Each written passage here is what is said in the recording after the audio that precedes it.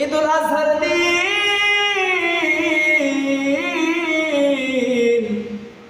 ঈদের নামাজের জন্য আমরা যখন বের হব, এক রাস্তা দিয়ে যাব, অন্য রাস্তা দিয়ে আসবো, এটাও রাসূলের সুন্নাহ।